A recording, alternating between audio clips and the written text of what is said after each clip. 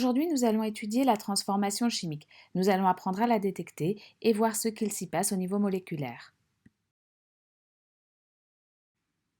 Tout d'abord, comment savoir que l'on a bien affaire à une transformation chimique et pas à autre chose, comme par exemple une transformation physique.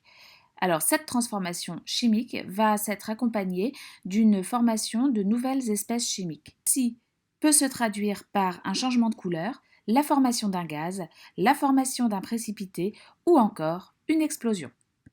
Si vous faites une de ces observations, vous avez probablement affaire à une transformation chimique. Ces transformations sont parfois accompagnées de dégagement ou d'absorption de chaleur, autrement dit d'énergie thermique.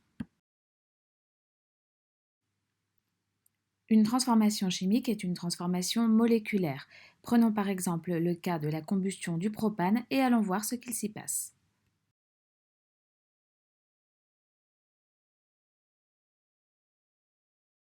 Tout d'abord, les espèces chimiques qui vont disparaître pendant la transformation chimique, donc c'est ceux qui sont présents au départ.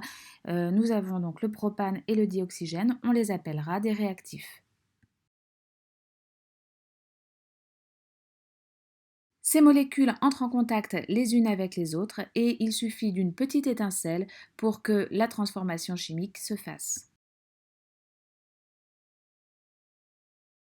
Les atomes qui constituaient les réactifs vont former de nouvelles molécules qu'on appellera produits.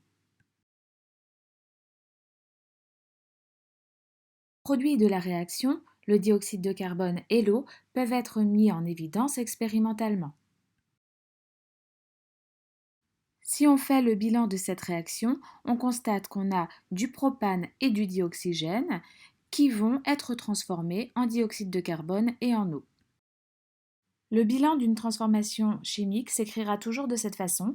Donc on mettra les réactifs à gauche, la flèche pour modéliser la transformation et les produits à droite de la flèche. On peut aussi faire un bilan réactionnel à l'aide de modèles moléculaires. Donc là, dans les réactifs, j'ai mis le modèle moléculaire du propane et celui du dioxygène. Et dans les produits, le modèle moléculaire du dioxyde de carbone et celui de l'eau.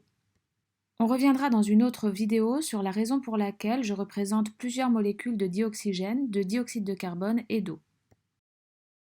Enfin, nous allons faire le bilan réactionnel avec les formules. Nous pouvons donc écrire C3H8 pour le propane, plus 5O2 pour les 5 molécules de dioxygène, et la transformation donne 3CO2 pour le dioxyde de carbone, plus 4H2O pour les 4 molécules d'eau. On appellera équation de réaction cette façon de représenter ce qu'il se passe lors d'une transformation chimique.